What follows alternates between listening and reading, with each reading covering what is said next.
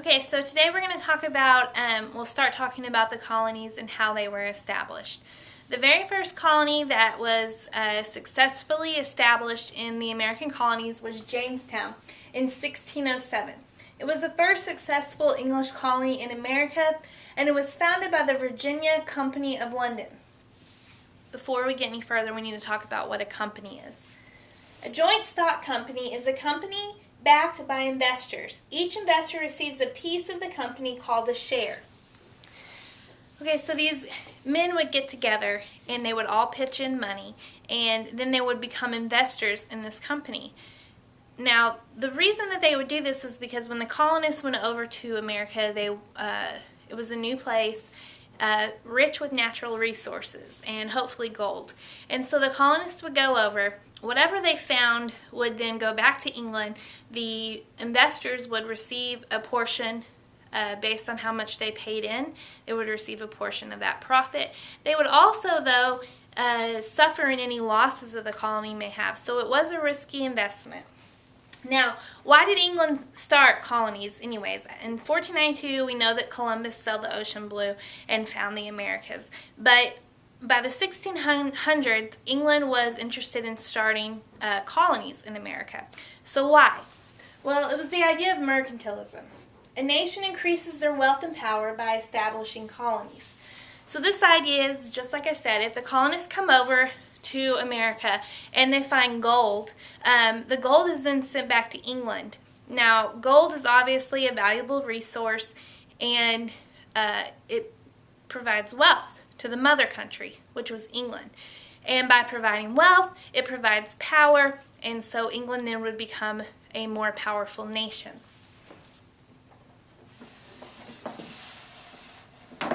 Okay, so when the colonists get to Jamestown in 1607, they're immediately faced with many challenges. Okay, first of all, they're going to choose a swampy location. They're choosing an area right off of Chesapeake Bay that is very humid, very swampy, and that's where they decide to settle. Number two, they're going to have problems with malaria and other illnesses. Because they choose a swampy location, there are going to be lots of mosquitoes. Mosquitoes carry malaria, and so the colonists are going to quickly become sick because of malaria and other diseases that they have not been introduced to in England. Okay, number three, the lack of clean water. The colonists are going to drink river water without purifying it, boiling it, and they're going to become very sick. Number four, misguided work ethic. They come to America, and the first thing that they do is they spend all day, every day, looking for gold, instead of building houses, building a wall to secure their colony, and planting food for the winter time. Fifth problem is climate. They're coming to Virginia from England. The climate is very different. Virginia gets very, very hot in the summer and very cool in the winter. Number five, Native American conflict. Obviously, there's going to be issues with the Native Americans. The colonists are going to come in and push the Native Americans off their land. So, because of these hardships, within a year, the group is going to dwindle down from 900 to 30. Mostly dying from disease due to the swampy location and the climate. The next year, John Smith is going to arrive in Jamestown, and he's going to be the first successful leader. Under Smith, he instills a stronger work ethic. He built a wall around Jamestown, and he worked with the Patton tribe. Okay, so John Smith comes in and he says, "He that will not work shall not eat." So quickly, he brings the colonists together and says, if you're not going to work, you're not going to share, you're not going to reap the benefits. And so he got the colonists to stop focusing on finding gold and to actually establish a community. With that, he built a triangular wall around Jamestown because Jamestown was shaped in a triangle, and this was going to protect them from Native American raids. Now, to protect them even further, he developed a working alliance with the local tribe, the Powhatan tribe, which I know that you have probably heard about because Disney made a movie based very loosely on Jamestown with Pocahontas. Pocahontas was a real person. She was the daughter of the Powhatan tribe leader, and they develop a working relationship. And while John Smith is in Jamestown, Virginia, things go really well. But John Smith gets injured and he has to go back to England. So then again, they struggle just a little bit until 1612, when John Rolfe, who is in Jamestown, developed a high-grade tobacco. This high-grade tobacco is exactly what Jamestown needs to go to the next level of success, because the tobacco grows very well in Virginia climate, and the people in England are going to develop a dependency on this tobacco.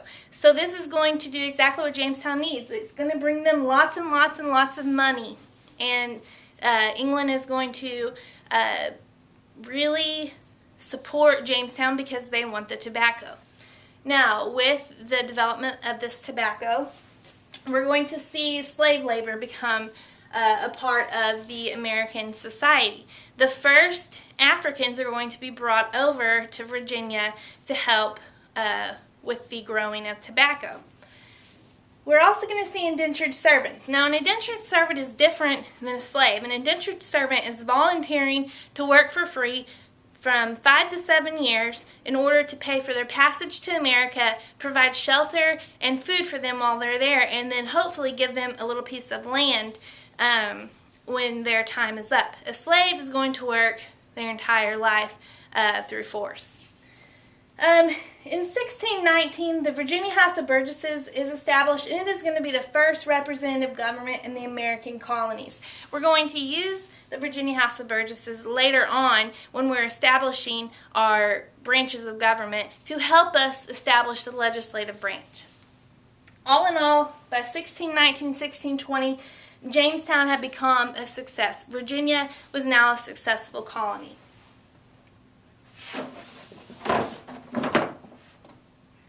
Okay, next we're going to talk about Plymouth, the Plymouth colony in Massachusetts. Now, we all know who founded this, the Pilgrims. They were a religious group who separated from the Church of England and requested for a charter to the American colonies.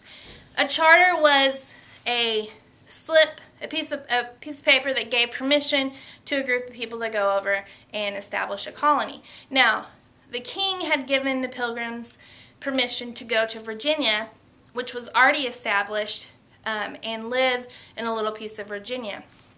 Now, the Pilgrims come, they sail over on the Mayflower, they have a long, harsh journey, they lose a lot of people, and somewhere along the way they get off course and they land in Plymouth, what is now Plymouth, Massachusetts. No one lives there, and they realize quickly we're not in the right spot.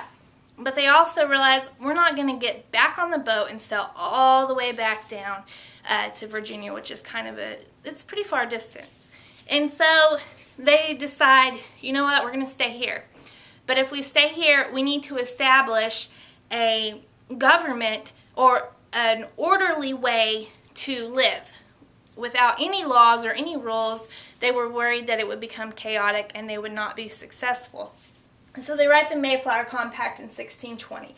And this established the idea of self-government and majority rule in the colonies. The Mayflower Compact is going to be very important. It's going to be a document used when we write the Constitution. So it's important that you remember the Mayflower Compact of 1620. So we know that the Pilgrims did have some success the first Thanksgiving. They made it through a harsh winter. They celebrated with the Native Americans who had helped them.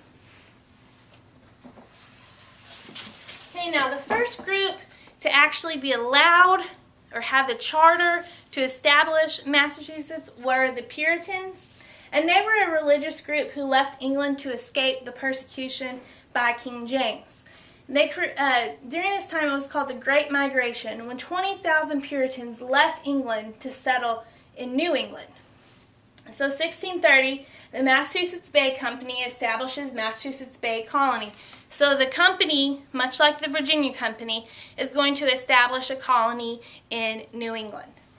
And they're going to name John Winthrop as governor, as well as he's going to be the church leader in this colony.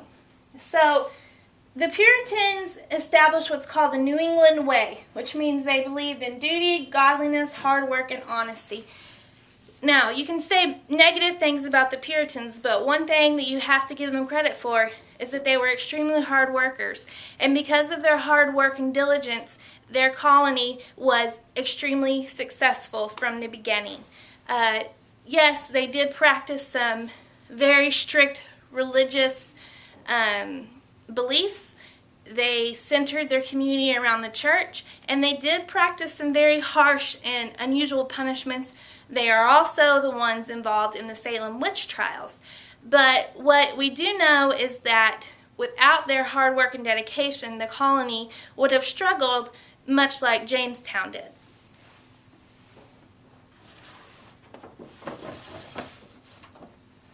Okay, in 1636, Thomas Hooker is going to establish Connecticut. He was a member in Massachusetts, but he decided he wanted to spread out and start his own colony, so he established Connecticut. And he and the men in Connecticut wrote the Fundamental Orders of Connecticut, which was the first constitution in the colonies. We're going to use this document, like the Mayflower Compact, to help us create the Constitution.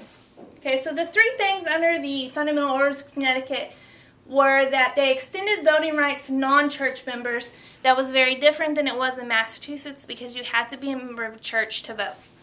Number two, they limited the power of the government. And number three, it expanded the idea of representative government. Okay, at the same time that Connecticut was being established in 1636, Roger Williams established Rhode Island.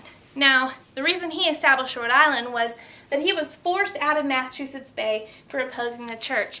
He did not want to be a member of the Puritan church, and this angered the Puritans, and they forced him out. The Puritans, while they left England for freedom of religion, when they got to the colonies, they wanted their colony to follow their religion. And so it's going to end up forcing people out.